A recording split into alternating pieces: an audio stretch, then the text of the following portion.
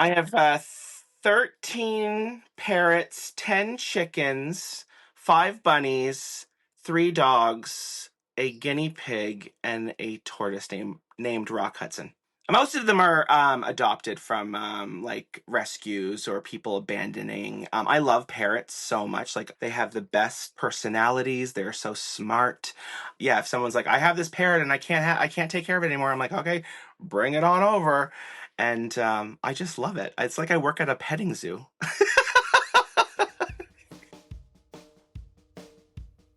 Hi, welcome to the Growth Mixtape podcast, and I'm your host, Bob Mathers. We have one rule here. We're going to chase our curiosity way outside our comfort zones. The more uncomfortable and awkward, the better. We're going to talk to people you've never heard of doing jobs you didn't know existed. We're going to hear human stories about the things that connect us, what we can learn from one another, and what we can take away to apply to our own lives. These conversations might not seem to have a lot in common at first, but just like songs on a mixtape, we create something memorable and emotional. Today we talk to Chris Paul Rainbows, a storyteller, strategist, and queer educator on a mission to make everyone feel like they belong. Chris talks about growing up queer in a small border town, struggling with OCD and anxiety, building a successful company only to have a breakdown, and tearing it all apart to start over. We touch on pride as a mix of celebration and rebellion, what it means to be an ally, and how this is not the oppression Olympics. We all have hard stories that make us who we are, and we have to embrace them to find our people. But the best part is the stories, every one of them full of joy and hope. We've got a pumpkin empire, gay cakes, and a tortoise with a prolapsed butthole named Rock Hudson. If you've ever struggled to find your voice or need inspiration to chase a bigger life, Chris will make you believe anything is possible. Or maybe you just need some 100% joy in your life today. Please enjoy Chris Paul Rainbows. Chris, I'm so excited for this conversation. Thanks for being on the show. Thank you for having me. I'm so excited to be here, Bob. Me too. So we're right in the middle of Pride Month. So what is that like for you? Oh, being middle 40s, in my mid 40s, it's a lot different than when I was in my 20s. Because I used to do a lot of parades, a lot of partying, a lot of bars, and that was so much fun. I think, Pride, we have to remember that Pride started as a protest, an uprising in 1969, the Stonewall riots, and it's still a protest today. We're still fighting for rights. We're still fighting for queer people, but that doesn't mean we can't celebrate how far we've come and all of the things we do. And that's the queer joy part. I celebrate queer joy just by being who I am, living my life, and putting it out there. And specifically in Pride Month, because I don't go to even like parades they're too hot. There's too many people.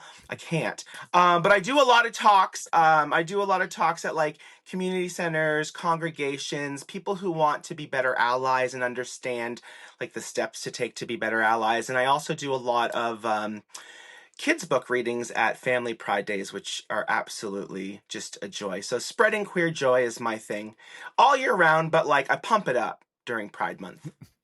Well, there's so much of that I'm excited to get into. Yeah, I remember I've never been to a Pride parade, but I've seen it all on TV a lot.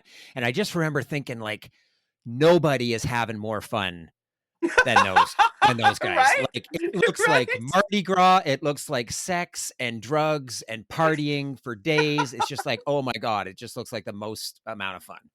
Well, it depends on where you go and who you are and what you're into. And there's something for everyone. So like there's everything from those nightclubs and drag queens to, the family pride where there's books and activities and family families get together. So there's something for everyone. So I was like, I don't want to go to Pride, I don't want to see those things at Pride. It's like, well, what part of Pride are you going to? Because maybe that's not the Pride part for you, because at the end of the day it's still about sexual liberation. It's about identity. It's about all of these things. So to say like you don't want to see any of these things happening, well, that's what it's about too. It's about all of those freedoms.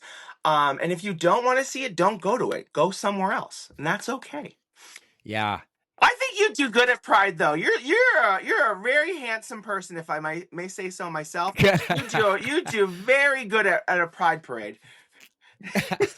It does look like a lot of fun. But like you, I'm older, and now I just look at it and be like, "Oh, that looks hot and Oh, sweaty and busy and crowded," and right? I'm It's gonna like stay I don't home. go to IKEA on Sunday, and I don't go to a Pride parade for the same reasons. Oh yeah, I love that. Okay, so let's step back a bit. You just mentioned a few things, and there's so many things I'm excited to get into, Chris. You grew up in a small town, so growing up not far from here, you grew up in Hamilton, is that right? No, I actually grew up just outside of Windsor. It's a small town called Kingsville, which is right next to Leamington, which is the tomato and ketchup capital of Canada. But it was a very small town, like very rural, like a Gilmore Girls type of village town. So yeah, in the 80s. It's funny. I was just talking to somebody today. There's something about border towns that have a unique kind of personality and character to them. Oh, for sure. There's things like we would get American television, American radio stations, and there's like crossing the border all of the time. Like you just know when you're on the bridge to get to the States and like the locks, your parents put the locks down and they turn around and they go, "Don't say anything." Because you're going over, right, to buy all of your clothes for school. You go over in a t-shirt and the worst pair of shoes you have, and you come back with like 30 layers of clothes on because they don't want to pay the duties. And you're like, anything to declare? And I'm like, nope. I don't know if you can get away with that now, but that was in the 80s. You're right. I think things have changed. So when people ask you what it was like growing up queer in a small town, in a border town, like I mean, that's a giant question, but what do you tell them? It was very isolating. There was, especially in that time when there was no representation on television, if I did see someone who was gay, they were either like, they weren't really out, like the Paul Lynde type characters where they weren't saying that they were gay, but you kind of knew, or there were jokes about like men dressing up as women, and it was always very negative. So, seeing that on television, going, oh, that's what I am. And these people are either laughing at them, all the adults are either laughing at them or they don't like them. What am I supposed to do? And then growing up Catholic, going to the church and sitting in the pew and hearing a priest say that you are a sin, and you're sitting there going, "Oh my gosh, like they're talking about me." Like it was really hard. It was very hard. So, there's no community, there's no one to talk to, and I just felt like I needed to get out of there. So when did you leave? The minute that I turned 18 and applied for college, and I went to Windsor, which is the big city, and there was a community there. And then after I graduated, I moved to London for work, and then I moved to Hamilton, and that's kind of like where I really found a community, a queer community, but just a community in general. That Hamilton is very, I think it's because they're very working town NDP kind of people, and they were very accepting and like the socialist kind of gang. Yeah. One of the things you've talked about, Chris, pretty openly is kind of your struggles with mental health. I mean, is that something you kind of that was always with you as you were growing up and trying to find your way through, getting out of that small town and moving to the big city? I think so. I think I've always had OCD and ADHD, and I don't think it was necessarily like, I think I missed the cohort when they started to diagnose ADHD. But being an entrepreneur, I started a business in Hamilton, and I never thought about like, okay, what do I want? I just saw, on television, it's like, well, you have to, if you're going to have a marketing company or an agency, you're going to have this big agency with all these employees and these, open space concept with beanbag chairs and a foosball table somewhere. And I was like, okay, I guess that's what I got to have. And I got it because I have a lot of drive. But it took so much to get that it like wore on me and wore on me. I was working 16, 18 hours a day. I had 12 employees and I was doing things that I didn't want to do, like managing people and not doing the actual work that I love to do. And that stress kind of ignited my OCD. And OCD, I don't want to get too much into OCD, but it's actually really debilitating and more serious than a lot of people think it is. They think it's like organizing or, like keeping the house clean. And like it can be that, but it's not about that. It's about the obsession that you have, and the compulsion is the cleaning. Maybe you have a fear of germs, but it's the germs are going to kill you and your family. So you've got to clean the whole house, and it's never clean enough. And those thoughts keep going and going and going, and it broke me down to the point where I could not leave my house for over a month. The obsession was just going on and on in my head, and I didn't leave my bed. And my husband, I said to him, I can't do this. I can't be on this planet anymore. And I contemplated suicide. I attempted suicide, or at least I tried to. But and my husband said, "Listen, you can't see the light at the end of this tunnel, but I can see it. I'm going to be right here until you can see it too." And that's when, he took me to a doctor, and I got help and medication. I saw a therapist, and I started to address these issues, the root causes, one of the most important things when it comes to mental health is being able to name what it is, so that you have something, because I didn't know what this was. I just thought I was going crazy. And when you get a name, you go, "Oh, it's OCD." Then I can look that up. I can understand it more. I can understand how I am living with this, and that's when I found help. So you get therapy and treatment, and that's amazing. You come out the other side. So you talked about your work environment and how that was weighing on you. So is it at this point where you decided, yeah, this isn't for me, and I'm going to try to do something different?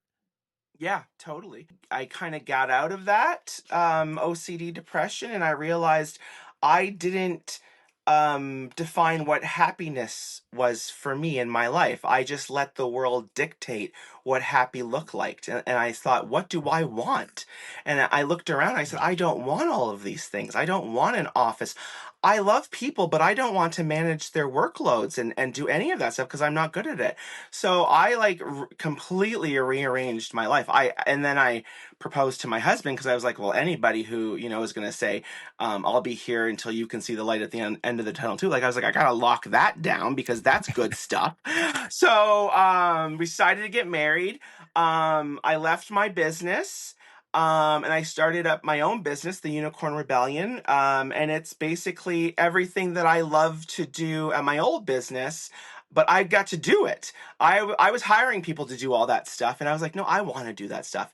And it's also like, when you have a business, you've got to bring in so much money a month to keep the lights on, to pay the employees, and all of their life depends on you providing. And that's a huge responsibility. I don't think a lot of people understand.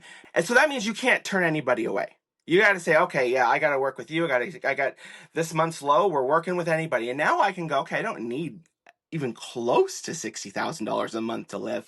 I can be like, you know what? This isn't a right fit. This isn't gonna work. Or like, oh my gosh, this is exactly the kind of project I want to work on, which keeps my stress levels low. It's all about managing my stress so that I don't fall back into that thought process of OCD. So yeah, I changed everything, and it's been amazing. And we moved to a smaller community where they allowed backyard chickens, because I was like, that's going to help my stress if I have some little chickens walking around my backyard. And yeah, we've been so happy. We've been so happy. You don't have just chickens, right? Walk me through the No, I list don't. of barnyard animals you've got roaming around back there. Sure. I have 13 parrots, 10 chickens, 5 bunnies, 3 dogs, a guinea pig, and a tortoise named Rock Hudson. Most of them are adopted from like rescues or people abandoning. I love parrots so much. Like I have had birds all my life. They have the best personalities. They're so smart. So yeah, if someone's like, I have this parrot and I can't take care of it anymore, I'm like, okay, bring it on over. And I just love it. It's like I work at a petting zoo. Man, my eyes are swelling shut with my allergies just listening to that. Like bunnies and parrots. Luckily, I don't have any of those allergies. Thank God. Okay, so a couple of stories I wanted to hear from you on. Tell me about this pumpkin empire thing that happened. Okay, so I planted 4 pumpkins one year because I was like, I want to see. I never planted pumpkins. I really got into gardening, and I planted them, and they were great. And after Halloween, I threw them in my compost because I was like, I'm doing compost. Like I turned into like Martha Stewart. Like we're doing everything in the backyard. We're doing the whatever they call it, like that. I don't know, homesteading or whatever that all the kids are talking about now. So I put them in the compost, and the next year I had the most beautiful compost. Like, oh my gosh, it was like brown gold. It was gorgeous. So I was like, oh, I put it throughout my entire garden. But I didn't realize that you're supposed to take the seeds out of the pumpkins before you put them in the compost. So I had all of a sudden looking around my garden, I was like, what is it? What are I thought they were weeds. I'm looking, I'm like, oh my gosh. These are pumpkin plants. There were over 300 pumpkin plants that I had spread out throughout my whole house. And my husband comes out. I'm like, and I said, these are pumpkin plants. He's like, oh, just pull them. I'm like, this is the best mistake that's ever happened. Let's see what we're going to get here. Like, what are you talking about? Pull them out. Are you crazy? So I just let them grow, and they were, oh my gosh, if you've never seen a pumpkin plant, they are huge. Like they are long vines. The leaves are like literally from Jurassic Park, and they were climbing up my house. I built a house so that it would like, they would cover it. I call it the pumpkin house, and it completely covers it. They were going into my neighbor's yard, up her tree, and it was fantastic. And I think I got probably 100,000 followers on TikTok just from my pumpkin journey. So I was like, Jared, you wanted to pull them all out. Well, now I have 100,000 more followers. So who is right? Listen to me. And so then I let them grow, and I got 167 pumpkins. And I was like, what am I going to do with all of these pumpkins?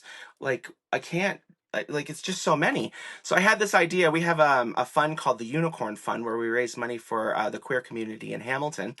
And I contacted a not-for-profit childcare center, and I said, "Hey, I want to come in. I want to bring the pumpkins for all the kids. I want to read The Great Pumpkin." And so I went there and I read the book to them, and I said, The Great Pumpkin. If you all have the most sincere pumpkin patch, because you all have pumpkins now, the Great Pumpkin is going to come on Halloween, and he's going to bring you a gift.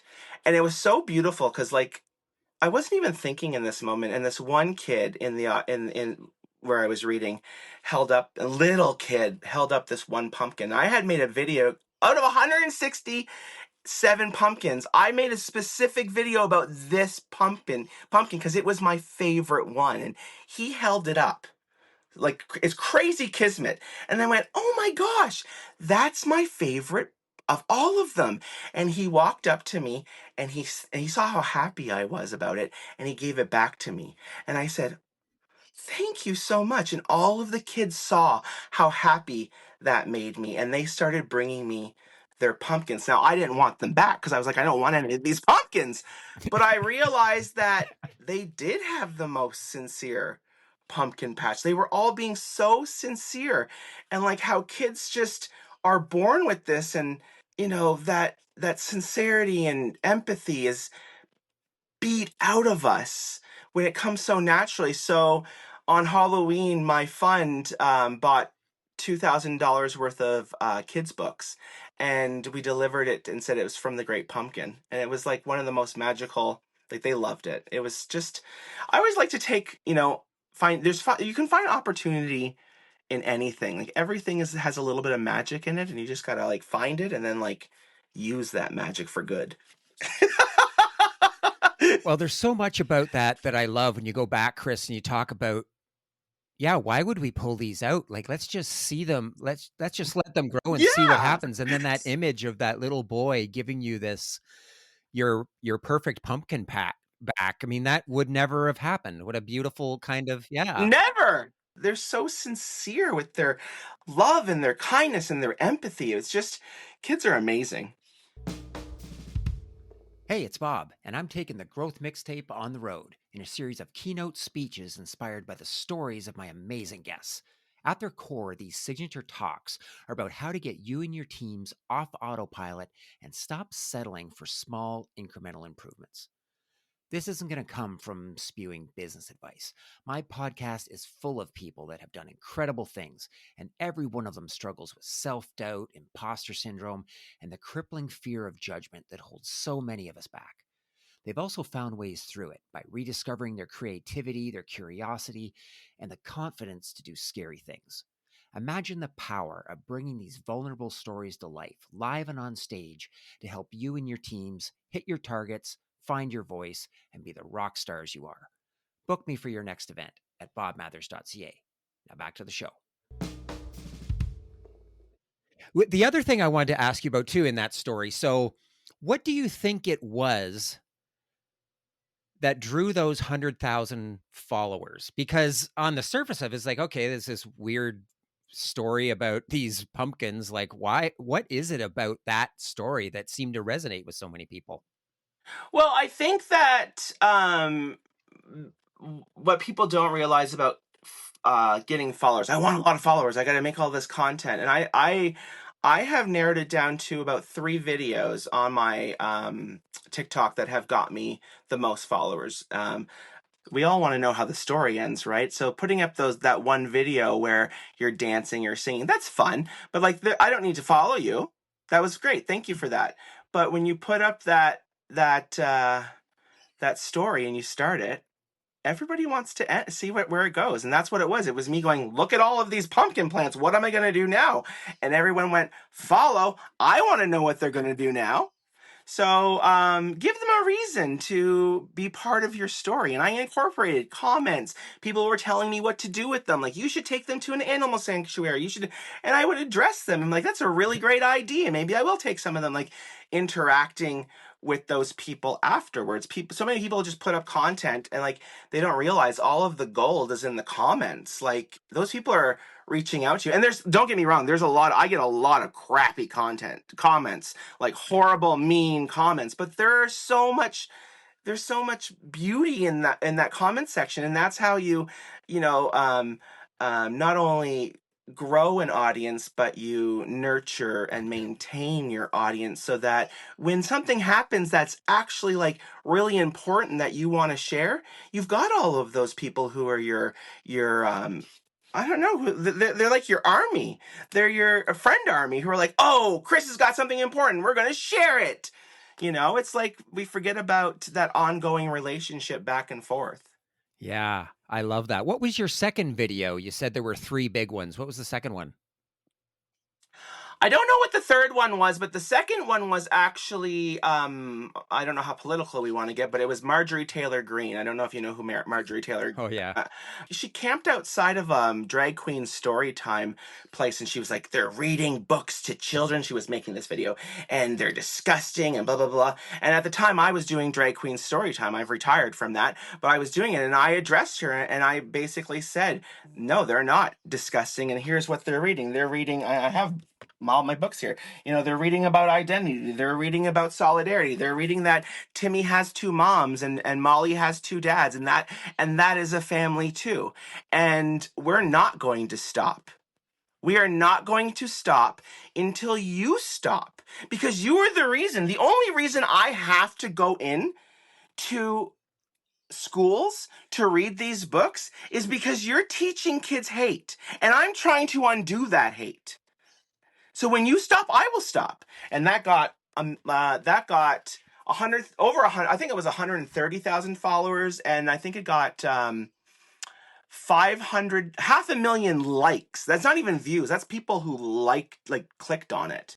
I went to a school recently, and I was literally invited by the school. They paid me to be there to talk to a bunch of high schoolers about finding your purpose and all this stuff. And I got a comment saying, yeah, they'll find anything, any way to get close to the kids. Like I was doing something dirty by being paid to be a speaker at a high school. Like, are you kidding me? And this is just a way that, we dehumanize whoever whoever they want to target at the time. Right now we're targeting, what a big one is, um immigrants. That's the they. Sorry, I went on a whole like Norma Ray rant there because I'm passionate about that. Like we're going to be on here for an hour. Every 45 seconds, a queer kid in North America attempts suicide. Attempts every 45 in just this hour. How many is that? That's right on the Trevor Project. That is like confirmed research, and we're not going to be someone to speak up for that. I'm going to be, because it like literally it takes one accepting adult in that queer kid's life to drop that number by 60%. That's all it takes. And like acceptance is the easiest thing to do. We're not telling you need to celebrate. I might tell you should celebrate and you should, do all of the others. It's like accept. You can't accept that? That's where my passion is. Because I was that kid. Sorry. You kidding me? Don't apologize. What you said something before, Chris, about kids aren't born this way, right? Like, yeah, we have no choice, I guess, but to spend our lives battling the Marjorie Taylor of the world. But if we can just get to the kids before they're have all of this hate drilled into them. Yeah. And it's not about going in there and trying to turn anyone or, infiltrate their brains. It's just about showing them who else lives on this planet and that we should be kind to them. Yeah. One question I have about that, Chris, is I wonder from your perspective if it's getting better. Because just a bit of context, I was born in 1970, right? Like I didn't know any gay people growing up. And I'm sure I knew gay people. They sure as hell wouldn't have been comfortable coming out in the community that I lived in. And calling somebody gay or queer was the worst insult that you could call somebody. And we used it liberally. Yeah. And so when I look back, and I'm not making any excuses for it, but when I look back, I'm like, okay, in half a lifetime, it seems like the conversations have evolved and it seems like we've made a lot of progress. But that's from my perspective looking in. Like, do you see that as progress?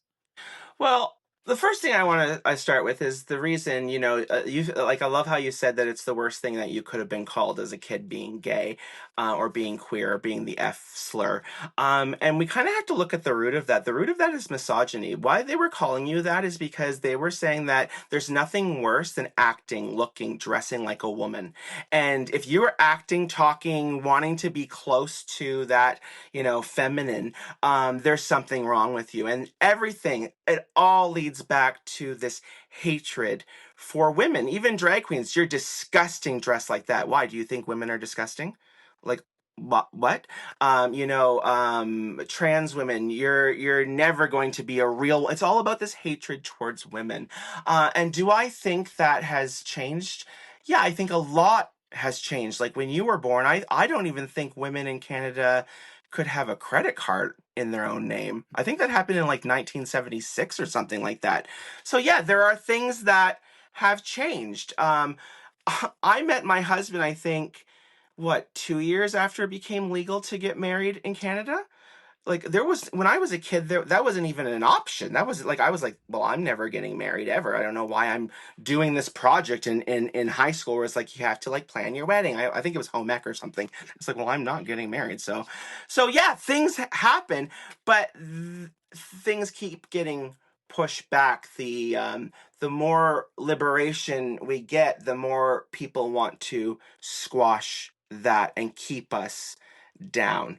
And when there's no liberation for anyone until there's liberation for everyone, women, queer people, like everyone. So yeah, I do think that there's steps and then there's steps. back that happen.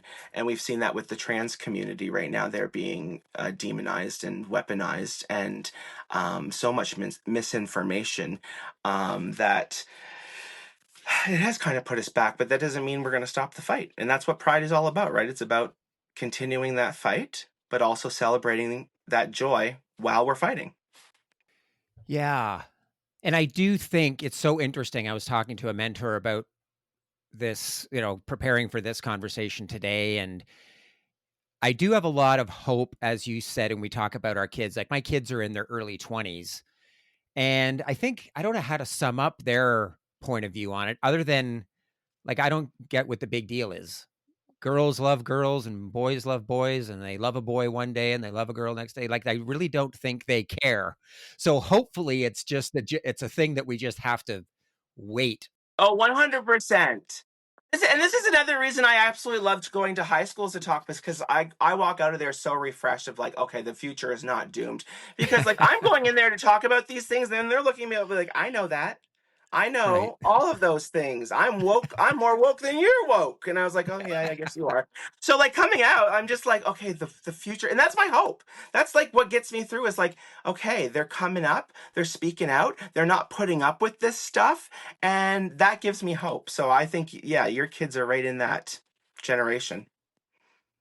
One of the things you talk a lot about, Chris, is helping people find their voice. And this is something that really resonates with me. And I guess we've touched on it a little bit, but I'm just wondering why that means so much to you, and what does that mean to you, helping people find their voice?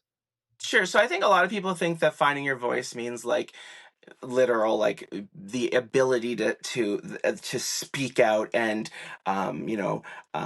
demand or ask, or but really what for me it's about finding what you're really passionate about. What do you want to change? What do you want to see better?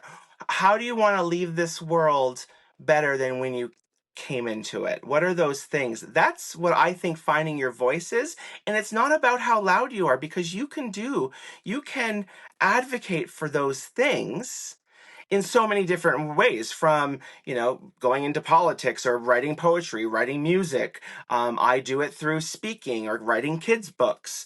So it's really about finding who you are and what you believe in. And if we all found that one thing, if every single person on the planet was like, this is the thing that I am so passionate about, that I want to change, that this will make the world so much better, the world would be so much better if we all just like found that and found a way to not stifle it, but let it out, and however you want to let that out. Yeah, and one of the things, so I love that. One of the things that I was thinking about too, Chris, is, and this is something that I struggle with, and I talk to other people about it too. Um, so in terms of finding my voice, I also think about it in terms of like what unique talents or point of view do you have to offer the world that nobody else can provide? And so when I get on social media, I write content, I get up on stage, I talk about my struggles with alcohol and losing my dad early, and we almost lost my son last year. And so how those experiences shaped me. But I also see people like you or people from other marginalized communities who have had probably objectively a harder time or have harder experiences. And so I think like, what right do I have as a middle-aged white guy with a full head of hair, straight, like how hard could my life really You've got be? pretty privilege, And you know that, right? yeah, well, exactly. That's what I'm saying. And so I'm like, well, who wants to hear my struggles when there's lots and lots of people that have harder struggles than me? But the point is, I guess, that I'm belaboring to make is that there's always somebody that has a harder story than yours. And so I think people don't want to speak up because they don't feel like their story has enough weight compared to some of the others that they're hearing. It's like it's not the oppression Olympics. We're not all competing to be the most oppressed, and that we can't speak out if we're not the most oppressed. It's really about understanding your story, where where your point of view is coming from. I think, talking about your struggles in alcoholism, you're not stepping on any toes, but what's really important is understanding the privilege you have. I have privilege as a queer person. I am white. I, most of the time, am male presenting. People think I'm a man, so I have male privilege. There's so many different kinds of privileges. Like I went to college. I speak English in the country that I was born. Like there's so many privileges. Understanding those things is so important and not feeling bad about them. People are like, it's not my fault. That I'm privileged. It's like, no, we're not saying it's your fault, but you are. Acknowledge it and use it for good. You have privilege, like you just said. And so what does that privilege mean to you? That means when you get into that door, how are you making the door stay open a little longer for that woman to follow you in? It's not about feeling guilty about being able to go up that ladder, go through that door. That's the society we live in. Yes, it's something that I need to think about more. It feels like a lot of pressure. Well, you know what it is? It's pressure because there's something called your social currency. Sorry, it's social capital, not social currency. That's like our interactions with our friends or the privileges we have. Like you have, privileges to be friends with someone who knows me, and that social currency. And we're afraid to kind of damage that currency that we have by speaking up. So if I go in there and I go, who else is in here? Do you have an indigenous voice? Are you talking to Black people? I could, like, that could be not welcomed. I could lose some social capital in doing that. They would go, we're not asking Chris to do anything anymore. If you want to call yourself an ally in any of you actually shouldn't be calling yourself an ally. That's a word that somebody should be calling you. But like, if you're trying to be an ally, some of that social capital's got to go. Okay, you just hit on something. This idea of allyship. So it's not something that you should be calling yourself, but something that other people call you. Can you say more about that? Yeah, sure. So, and I always say, even though it's not, I say allyship is an action word, because it's not about what you've done; it's about what you continue to do and what you're willing to do in the future. So, like, you could be an ally today. That doesn't mean you're going to get your ally card, and you're like, okay, I'm done with it. And also, you don't get to tell someone if you were an ally to them. They'll tell you if you were being an ally, and it's not something that anybody should want to pin on themselves. Like I'm an ally to the queer community. It's like, no, just say like you support the queer community or whatever, because I guarantee you you're gonna make a mistake. I try to be an ally every day. Do I fail? All of the time. That's why I don't call myself an ally. Let's say I don't call myself an Olympic anything. Do I walk to the mailbox sometimes? Yes. And I'm not an Olympian though. I'm never going to get to that, point, but I try every day to be an ally. And that's the thing. You can try to be an ally. You don't have to. There's no end game, though. You're not going to get a gold star. You're not going to get a cookie. There's no finish line. It just keeps going and going. Does that make sense? Yeah, and it's Okay. aspirational, and Yeah, the kind of goalposts are always moving. exactly. Something else that you've said before that I thought was really beautiful, Chris. You said curiosity is beautiful, but responsible curiosity, that's allyship. Responsible curiosity, that's interesting. Why did you pick those words? I don't know exactly where that came from, but I think in what I was trying to say is that the curiosity of trying to find out more about community. So like wanting to get to that, I'm an ally, or I'm in the process of being an ally all of the time. It's great to have curiosity. So I want to learn about, let's say, I keep using the Indigenous community because I'm not Indigenous, but I'm queer, so it makes sense. So I want to learn about the Indigenous community. That doesn't mean I go up to Indigenous people and go, tell me about your community. It's putting work onto marginalized community, and they've already got a lot of work to do, let me tell you. They are putting out fires. They are, like hate coming from everywhere. So don't just expect them to educate you.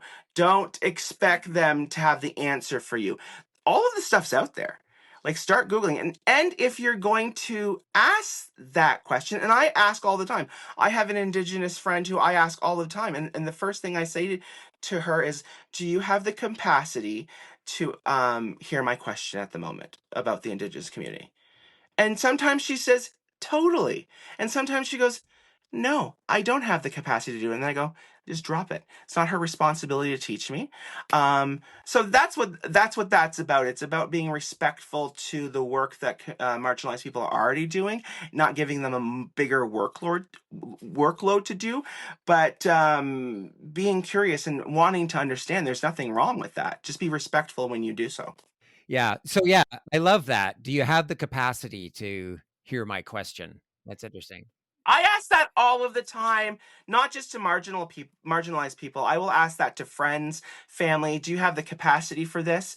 It was learned by one of my friends, Melanie Sodka. Her whole thing is the capacity. Is about capacity, and I just find it so Yeah. respectful. And I've started to get people to ask me that, like, do you have the capacity right now? And like, do you have the emotional capacity to hear this right now? And sometimes I go, you know what? I don't have them. Thank you so much for asking me, because people just start to trauma dump in your direct messages. Like all of a sudden you're just like, and I'm like, I can't read all of that. I'm not emotionally stable at the moment. So it's just a respect. Oh, I love that. One thing you mentioned earlier, and I know this is something, Chris, you talk about, you were talking about talking to the high school students about purpose and happiness. I've got my own point of view on it. I like to share it, but I struggle with providing a unique, Ooh, yes, share it with me. well, I struggle with providing a unique point of view on this. So what is your outlook on helping, whether it's young adults or corporations you talk to around purpose and happiness? Like, how do you view that? Well, I always start with saying that happiness is like anything, a social construct. What happiness is to you is not what happiness means to me. And if you don't define it for yourself, someone is going to define it for you, or it's just not going to happen. And you're going to get to the point where you don't even recognize where you are in life. And you're like, wait a minute, how did I get here? Just like my story. And I think everyone has a purpose. If you dig down deep enough, you'll find that purpose. If you ask, and it's kind of like derived from that Simon Sinek, ask yourself why. And I just feel like if you ask yourself why enough, you get down to that point. And I've done it for myself. So like my why is to be the representation, depending for my TikTok, my social media, my Chris Paul Rainbow stuff. It's to be the representation I never had as a kid. So every time I open up TikTok or social media, I try to think about that. Is this the Chris that younger Chris needed right now? When younger Chris reads this, what are they going to think? And then for my business, it's discover a brilliant truth, and so like that's my purpose, is to find a brilliant truth in people that I find people don't see the beauty in themselves, and I have this gift of being able to meet someone and just look at them and hear them speak and go, this is your thing. This is who you are. I know what you care about. I can see it. And, if it comes to branding or marketing or anything like that, illustration, it's not about creating something that's not true. It's not about, throwing a label on it and saying, this is what we are. It's about finding that truth that already exists and shining it up and going, hey, world, what about this? And putting that out there and being comfortable enough to put it out there. Because people, sometimes I show them this, I go, this is who you are. A lot of times they cry and they go, yeah, I don't know how to do that. I don't want to show that though. I'm scared of that part. I'm like, yeah, I totally understand you're scared of that part. And that's up to you whether you want it, but that's who you are. And it's beautiful and the world needs this. I love doing that because people, I don't know, they just don't see themselves. I think they're so close to themselves. They're like this, that I can like step back and go, whoa. And that's organizations too. I look at organizations, I go, I know you say you do this, but what you're actually doing is you're doing this. And they're like, we do that. Like I was talking to, actually, it was a daycare. place, and like, we watch children. And I was like, no, you don't watch children. We got to the point where it's like, no, you're giving mostly. I would say their audience was moms, working moms. I was like, you're giving them the ability to have a career, to be independent, to have all of the things that society says you can't have. You can't juggle all of those things. You're providing them with that, and you're providing them with the comfort that knowing that their most precious thing in the world is being taken care of while they're taking care of themselves. That's what you provide. You don't wipe kids' noses and change their dirty diapers. That's the brilliant truth. So start telling people about that.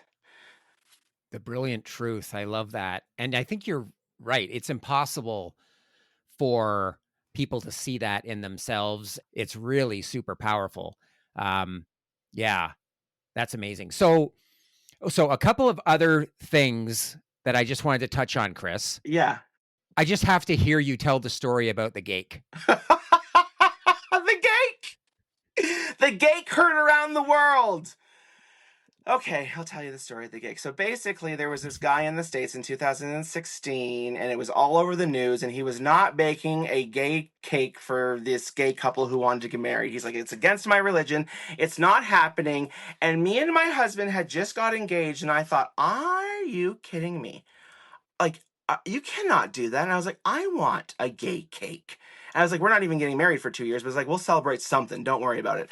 So I called the local baker and I said, I want the gayest cake in the world. And they said, what does that mean? I said, if you sent it to a country that just, hated gay people, they would set it on fire and just like be so mad. And they're like, okay, got it. So the next day I went in and they come out and there's this cake there and it's absolutely gorgeous. It's like this tall. It's got this big unicorn horn, all the rainbow colors. And then they did this thing at the bottom where they had every like saying and identity from like lesbian to like go queen to trans to love is love all around the bottom. And I was like, oh, this is the gayest cake ever. And I looked at the baker, who's a friend of mine now after this, and I said, how did you know to make the gayest cake ever?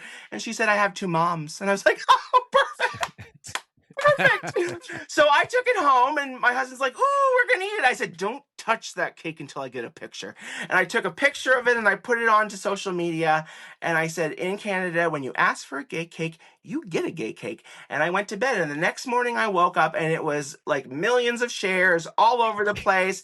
And then over the past week, like, it was just nuts at my office, like all like The Advocate, BuzzFeed, Huffington Post. They were all calling me at the office. I had people around the world, like people were like in the Caribbean going, you're on the front cover of this page in Jamaica. Like, what's going on? People from like Germany and Senegal messaging me saying like, oh my gosh, it was just like, we're not allowed to get married here, or like, we just got married and this was so beautiful. So a year later, I go back to Cake and Loaf, the bakery that I went to get it. And I went in and to get like just a coffee and a donut, and I see the cake again. And they gave it to this woman. And I looked at her and I just said, that's my cake. And she said, no, this is my cake. I said, well, why did you order this cake? And she said, oh, my trans kid just came out as trans and they listened to this podcast, Let Them Eat Cake, and they love it. And they wanted the same cake as the one that they had on the podcast. And I just went, that was my cake. I'm the podcast. And she started to cry. We hugged each other. And that was just like a full, like we were just talking about. You have no idea the impact you make and the beautiful truth that you put out into the world. That was just one time, right? That was so beautiful. But how many other times have you, even like you, Bob, put things out there? You're never going to hear about it. That doesn't mean somebody wasn't changed. Like, if you're talking about alcoholism, addiction, you're saving lives. Like, you've saved lives that you're never going to hear that about. And I hope you know that. And like, the geek. Yeah. God, I love that. Yeah, it's just another example of those, the sincerest pumpkin. Like, you saw this thing Right? about this couple that couldn't get a wedding cake, and You did what came naturally, and of course, you could have imagined that you'd be running, that it would have had the impact that it would have a year later on this woman in this bakery. It's just like, God, that's just magic. Yeah. And it still comes up to this day. People are like, "Oh my gosh, you're the person from the Geek," and I'm like, "Yeah." Just Google "gayest cake in the world," and it still comes back. Like what? 9 years later, it's still like top on Google. So yeah. All right. This has been amazing. God, there's so many other things I was hoping to touch on, but we just went down some rabbit holes and I've absolutely loved it. Tell me what you're most excited about next, Chris. Oh my gosh, I'm so excited about so many things. I have a podcast coming out called Sissy Fit, which is going to be a podcast to help. It's kind of like that journey of allyship I was talking about. It's to help straight heteronormative cis people become better allies and bet on their journey. So it's about working. It's kind of like got this theme of like 80s exercise video, like Sissy Fit, and sissy comes from like Right. cisgender. So Sissy Fit, I'm helping cisgender people, but it's got like this Olivia Newton-John like physical kind of thing. Oh, the photography is fantastic. So that's coming out. We're gonna talk about it. There's gonna be no judgment. I want to hear the things that you're all hearing so that we can squash the rumors and just get on the same team and build better allyship. So that's coming out in the fall now. And then I have my kids' book is coming out. I just got my publisher, and it's going to be on sale June 2026. And that June, I'm going to be going on a book tour all over Ontario for Pride. I'm trying to talk my husband. Oh, the book is called Guinea Pigs Don't Wear Pants, and it is about kind of breaking down gender, the construct of gender in a really fun way, and that animals don't really experience gender. Like my guinea pig's not waking up every day going, "Well, what am I going to make my husband for dinner? And should I put on pants or a dress?" Like they don't care. They don't care. So that's coming out. Yeah, in 2026. So I'm super excited about it. I think those are the two things. And anybody out there, am I allowed to plug my website? Yes. Oh, Fire away. ChrisPaulRainbows.com. You can get all of the information. Follow me on TikTok. Follow me everywhere. Bob, I still hope you asked me that question about the billboard. Well, I'm going to ask you right now. So, Okay. if you had a giant billboard, Chris, that 1 million people would see and you could put anything on it, a picture, a meme, or a saying, what would it be? I think it would be kinder, period. Please, period. Because I think if we all were just a little bit kinder to each other, had a little more humanity, and saw each other as human beings, the world would be better. So be kinder, please. Chris, this has been absolutely amazing. I can't thank you enough. I've had so much fun. Thank you. Brilliant. Thanks again. Thank you. Bye, everyone. The Growth Mixtape podcast with Bob Mathers is produced by Bespoke Projects. Music by Jean-Michel Walter Cronkite. If you enjoyed this episode, please take a moment to follow and rate us. When you do this, it helps to raise our podcast profile so that more people can find us. If you want to connect, you can find me on LinkedIn using the link in the show notes.